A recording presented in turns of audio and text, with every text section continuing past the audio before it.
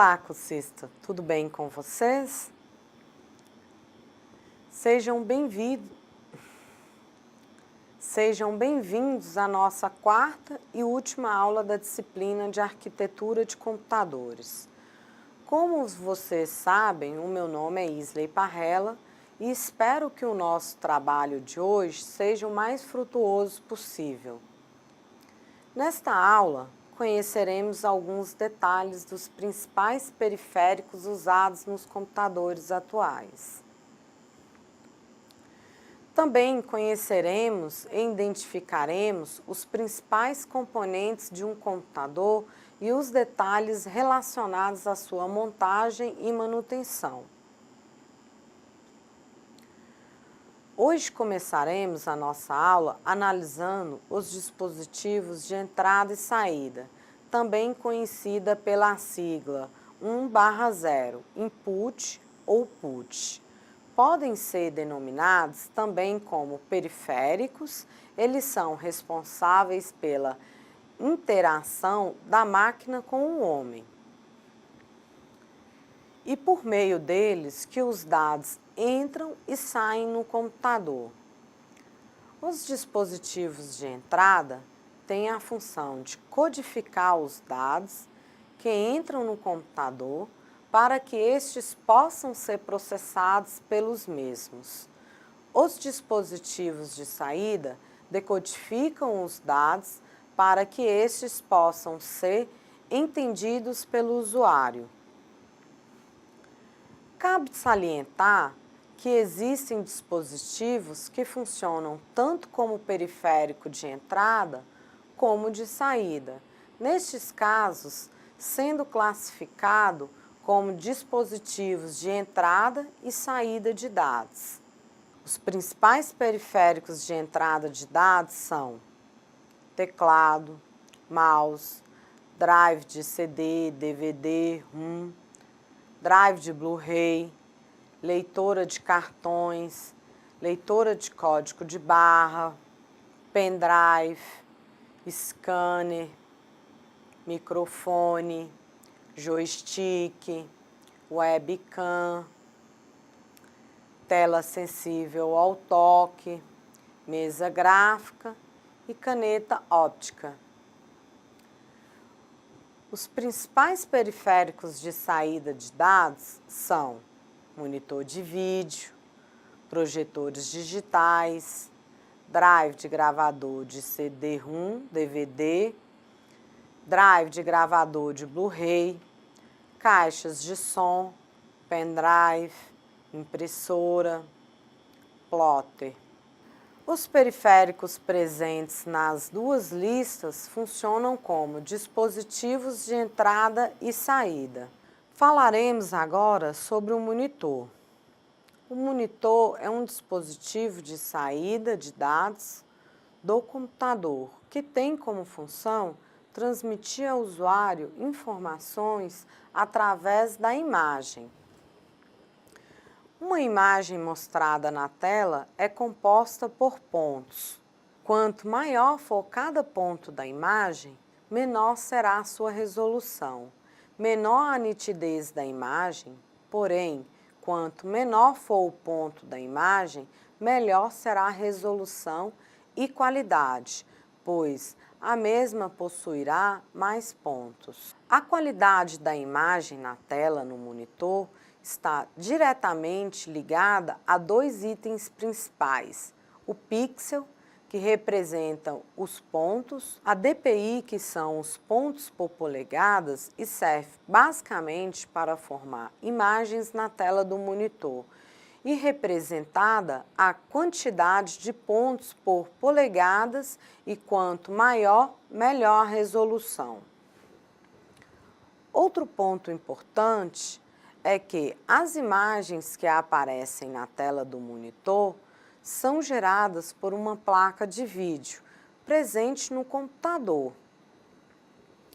Desta forma, a quantidade de cores e a resolução que o monitor podem apresentar dependem também da capacidade desta placa. Atualmente, encontram-se vários tipos de monitores, de basicamente 5 tecnologias: CRT, LCD, LED, plasma e OLED. Seguirei explicando na sequência as descrições das principais características dessas tecnologias. O monitor CRT são os monitores do tipo tubo de raios catódicos, CRT. São semelhantes a uma televisão de tubo. Monitores CRT utilizam um canhão de elétrons que bombardeiam as células de fósforos, as quais recobrem a tela. Assim, conforme a intensidade da descarga recebida, as células de fósforo se iluminam em diferentes intensidades, formando a imagem. Os monitores CRT utilizam o conector VGA. Este tipo de conector transporta os sinais analógicos referentes às 3 cores básicas, azul, verde e vermelho. Além destes sinais, o VGA transporta também os sinais de sincronismo horizontal e vertical, que são responsáveis pelo movimento do canhão de elétrons, que varre toda a tela para atualizar cada pixel. Atualmente, os monitores CRT foram substituídos pelos monitores LCD, que são mais leves, possuem um design melhorado, além de menor consumo de energia. Monitor LCD são monitores de cristal. Monitor LCD são monitores de cristal líquido, são formados por 2 peças de vidro polarizado, preenchidas com cristal líquido e iluminados por uma lâmpada fluorescente. Os monitores LCD possuem uma boa qualidade de imagem apenas quando trabalham em sua resolução original, quanto os monitores CRT podem trabalhar com diversas resoluções sem perder a qualidade. O monitor de LED são monitores LCD com iluminação usando LEDs ao invés de fluorescentes. Esse tipo de monitor é o mais fino e tem um consumo ainda menor que o LCD convencional. Esse tipo de monitor tem um contraste mais preciso e um número de cores maior, graças à qualidade da iluminação, enquanto que os monitores LCD normais têm em média 25.000 contrastes por pixel. Os monitores com LED têm 5 milhões de contrastes por pixel.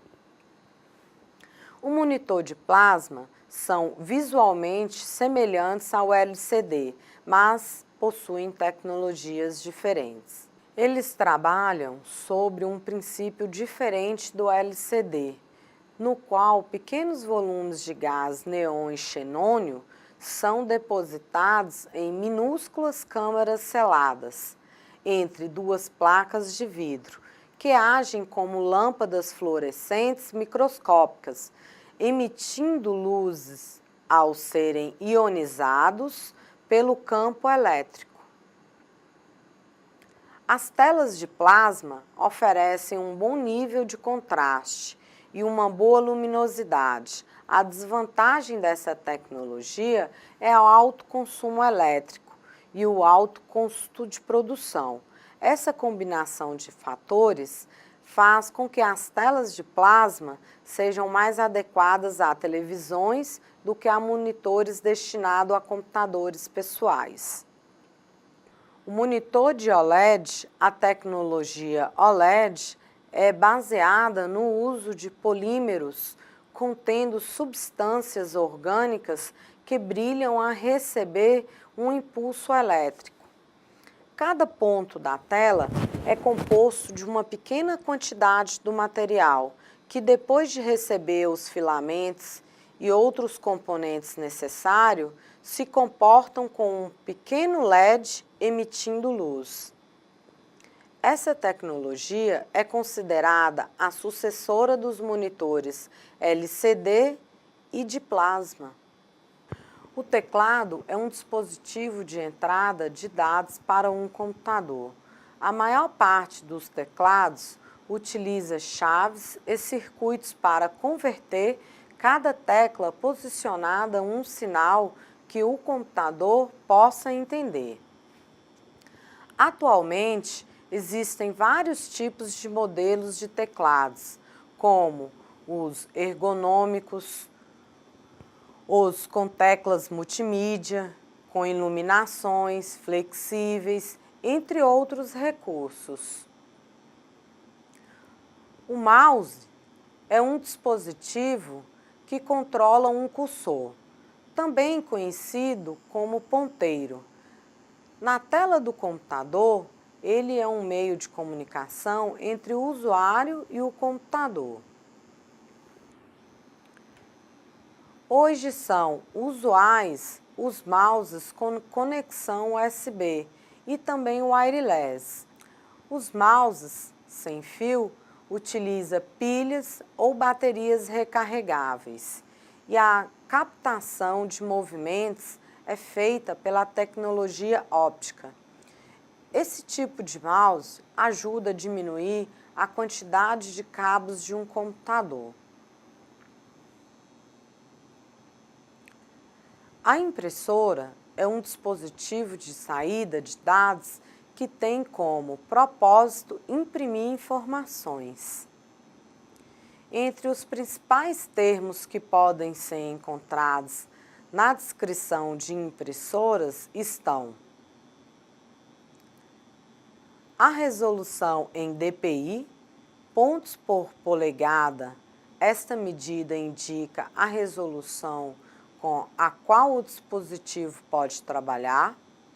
Assim, se uma impressora é capaz de trabalhar com 4.800 vezes 1.200 dpi, significa dizer que o equipamento pode gerar 4.800 pontos horizontais e 1.200 pontos na vertical em uma polegada. Uma polegada é a figura a 2,54 centímetros.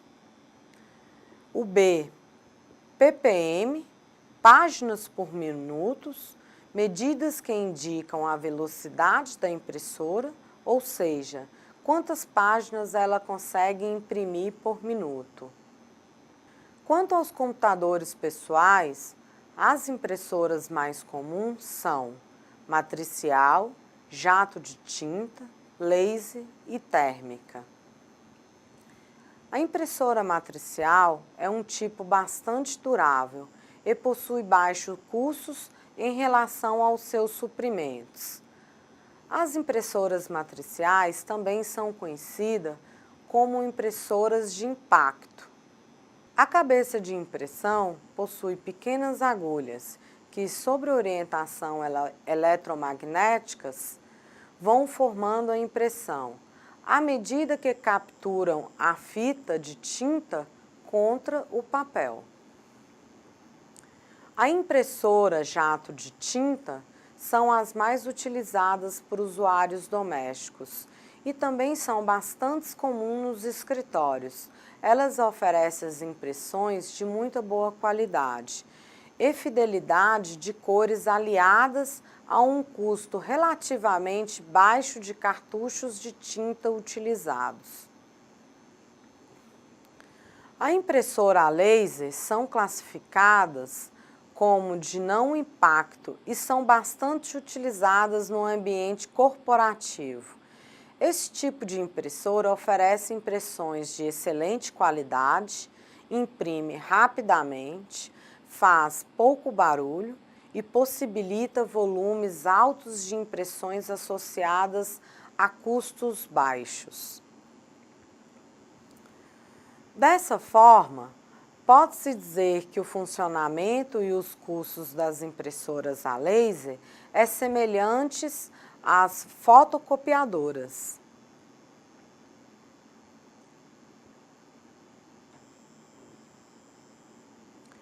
Apesar de a maioria das impressoras a laser trabalhar apenas com a cor preta, é possível adquirir as impressoras que trabalham com cores, impressão colorida. A impressora térmica imprime informações aquecendo o papel térmico. O aquecimento é feito quando a cabeça de impressão passa sobre o papel. Os locais do papel que são aquecidos tornam-se escuros, produzindo a imagem das informações. Esse tipo de impressora também pode ser bicolor, imprimindo em preto e numa cor adicional. Isso é possível porque ela aplica calor em duas temperaturas diferentes. O plotter é capaz de trabalhar com impressões de alta qualidade gráfica e com dimensões grandes. Existem vários tipos de plotter, sendo 2 tipos os mais comuns: plotter de recorte e plotter de impressão. Os plotters de corte trabalham recortando desenhos em papéis especiais, sendo útil para trabalhos de adesivação, por exemplo. Já os plotters de impressão são capazes de imprimir em materiais de grandes dimensões, como cartazes e plantas industriais.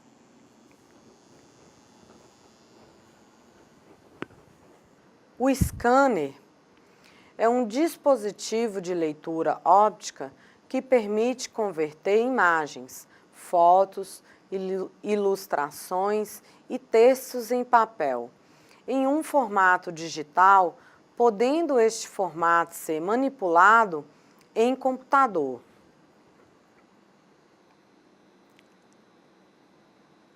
Em geral, os scanners se baseiam no princípio da refletância da luz, que consiste em posicionar a imagem de forma que uma luz a ilumine. Um sensor capta a luz refletida pela figura, formando assim uma imagem digital. Os scanners mais simples usam lâmpadas fluorescentes para iluminar a imagem, enquanto que os mais sofisticados usam uma lâmpada do tipo catódico frio. Agora descreveremos os drives de disquete, o CD-ROM, DVD-ROM e o Blu-ray. Os drives de disquete caíram em desuso, ou seja, é difícil encontrar computadores que ainda utilizam esses dispositivos. O disquete consiste de um drive que comporta um disco magnético que suporta até 1,40 MB de armazenamento. Por oferecer pouco espaço para armazenamento de dados e por sua fragilidade, esses discos perderam sua utilidade. O drive de CD, CD-ROM, DVD é basicamente o dispositivo que lê CDs ou DVDs. Podem ser utilizados também para fazer a gravação de dados. Neste caso, recebe a denominação de CD-RW e DVD-RW. Os discos de Blu-ray, mídias, possuem as mesmas dimensões que as utilizadas por CD ou DVDs. Porém, essa mídia é capaz de armazenar volumes muito maiores de informações, como, por exemplo, 25 ou 50 gigabytes.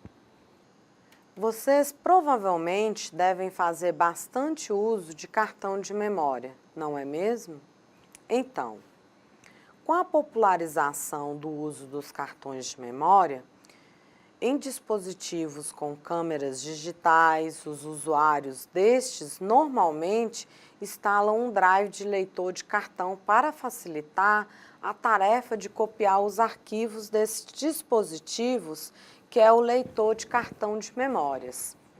Este drive, normalmente, é ligado no conector de portas USB da placa-mãe e tem suporte para vários tipos de cartões de memória. Agora que já sabemos bastante sobre os dispositivos de entrada e saída, estudaremos outro assunto também muito importante para vocês, futuros técnicos em informática, que é a montagem de computadores. Agora veremos como montar um computador. Para realizar a montagem de um computador, é necessário identificar e conhecer os componentes envolvidos. Para realizar a montagem de um computador, é necessário identificar e conhecer os componentes envolvidos e tomar algumas preocupações para realizar a instalação sem transtornos.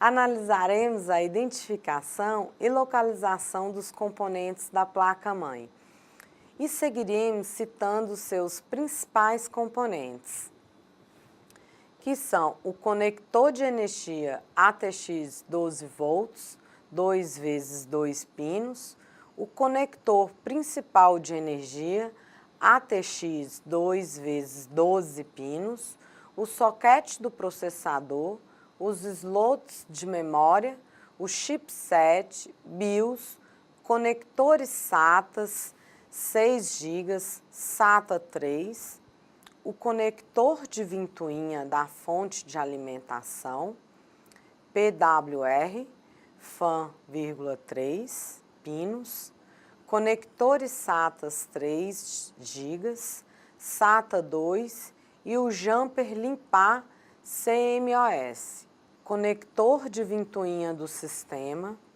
conector S/PDIF de saída, conector de áudio do painel frontal, slot do PCI e slot PCI Express ×4, slot PCI Express ×1, slot PCI Express ×16, conector de ventoinha do sistema, conector de ventoinha da CPU, a bateria e os conectores do painel traseiro.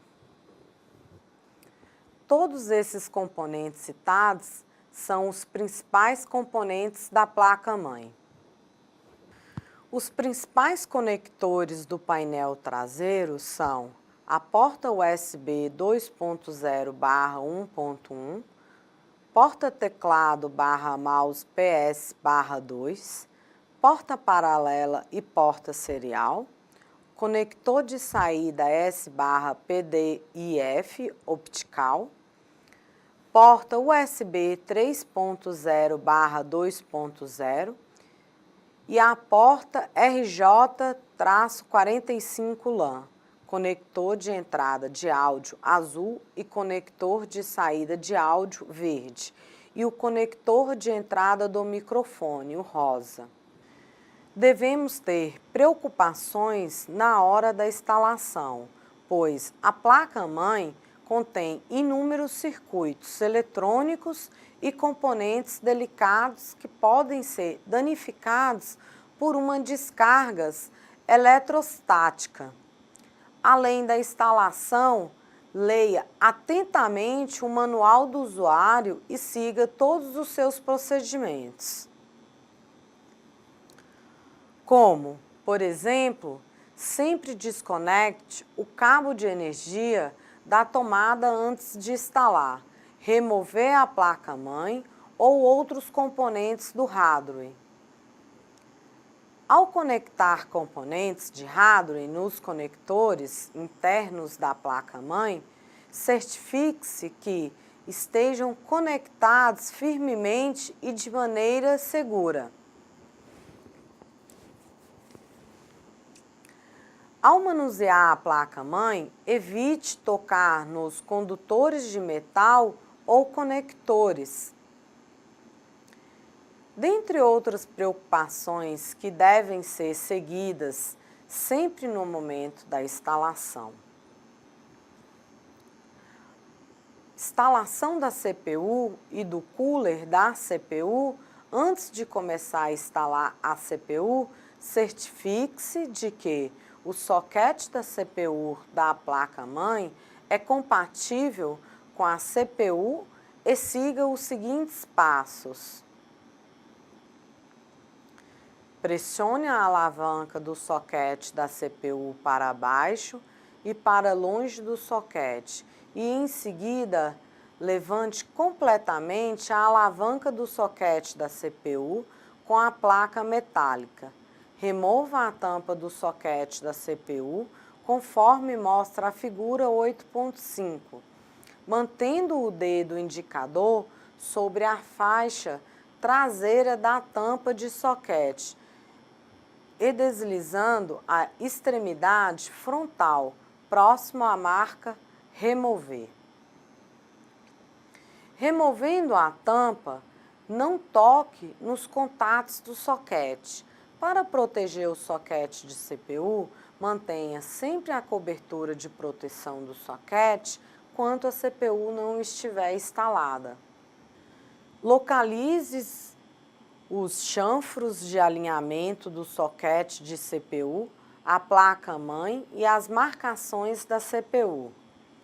Alinhe o pino 1 de marcação triângulo da CPU com o canto do pino 1 do soquete da CPU, ou alinhe as marcas da CPU com os chanfrões de alinhamento do soquete e, cuidadosamente, insira a CPU na sua posição.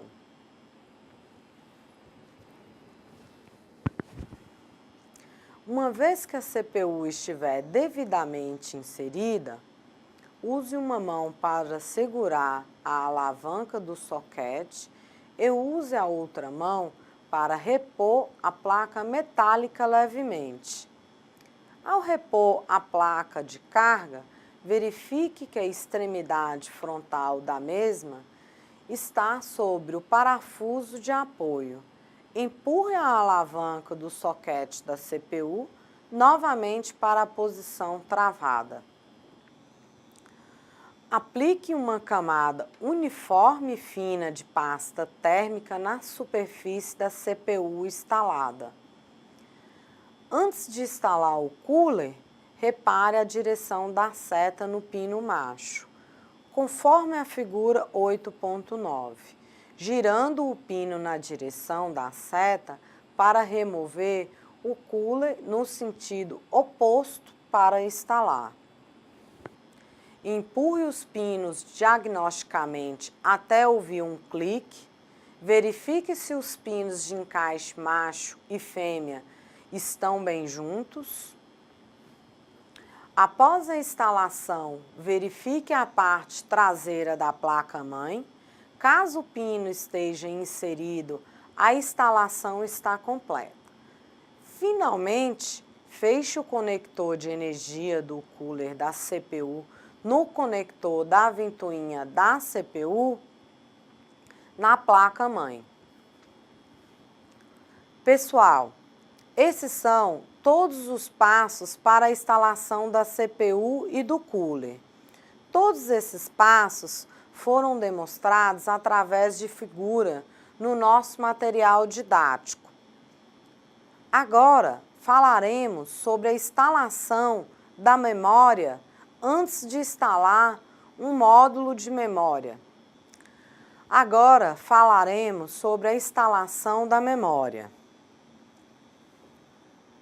Antes de instalar um módulo de memória, certifique-se que a placa-mãe suporta a memória. Recomenda-se que a memória de mesma capacidade, marca e velocidade e chips que sejam utilizadas. Certifique-se que o computador esteja desligado antes de instalar ou remover um módulo de memória. A instalação dos componentes do gabinete, o próximo passo consiste em instalar os componentes do gabinete. Para isso, siga os seguintes passos. Remova os parafusos que fixam as laterais do gabinete. Desencaixe e remova as tampas laterais do gabinete. Remova a chapa traseira dos conectores padrão do gabinete, conforme a figura 8.14, e instale a chapa correta que acompanha a placa-mãe. Conecte os conectores do painel frontal de acordo com a especificação do manual da placa-mãe. Fixe no gabinete o disco rígidos, os drives ópticos e o leitor de cartão.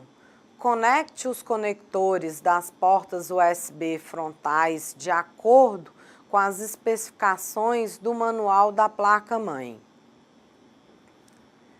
Fixe a placa-mãe no gabinete usando os parafusos ou conectores adequados. Conecte os cabos de energia dos drives, o conector principal da fonte ATX e o conector da ATX 12V nos respectivos encaixes da placa-mãe. Conecte o cabo SATA no HD, DVD e Blu-ray e no respectivo conector da placa-mãe. Conecte os conectores das ventoinhas nos sistemas, se tiver. Se tiver placa de expansão, localize um slot de expansão que suporte a sua placa. Remova a tampa metálica do slot do painel traseiro do gabinete, alinhe a placa com o slot e pressione para baixo, até que esteja completamente assentado no slot. Recoloque as tampas laterais do gabinete, fixando-as com os parafusos. Encerrando a nossa aprendizagem sobre a montagem de computadores, falaremos sobre a configuração do BIOS, que é um sistema básico de entrada e saída que registra parâmetros do hardware, do sistema do CMOS e da placa-mãe. Suas principais funções incluem a realização do Power On Self Test durante a inicialização dos sistemas, em que o processador, memória e controlador de vídeo estejam presentes e funcionando.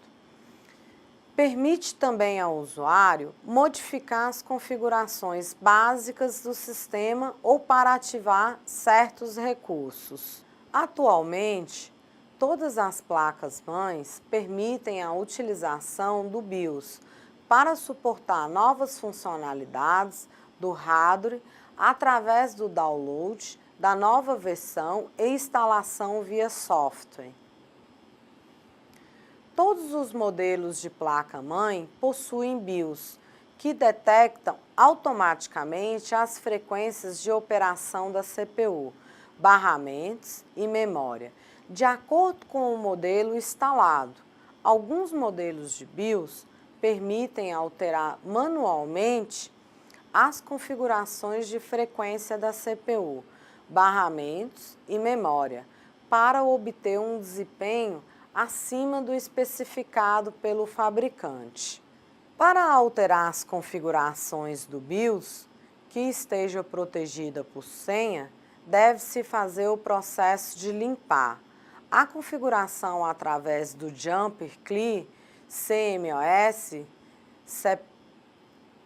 setup da placa-mãe ou removendo e recolocando a bateria. Deve-se esperar alguns segundos para recolocar a bateria. Hoje você conheceu os detalhes práticos da montagem e manutenção de computadores, com a identificação de cada conector, as preocupações na montagem e o passo a passo para a realização da montagem. Aprendeu também alguns detalhes sobre a configuração do BIOS para o correto funcionamento do computador. E ficou conhecendo alguns detalhes sobre os principais periféricos usados nos computadores, com destaque para os monitores e suas diferentes tecnologias. Lembre-se que para se obter um bom resultado, será necessária a dedicação de vocês nos estudos e nas atividades na sala virtual, mas também é muito importante que vocês leiam todo o material didático. Pessoal, chegamos ao fim da nossa quarta aula. Foi um imenso prazer estar aqui com vocês. Bons estudos, sucesso a todos!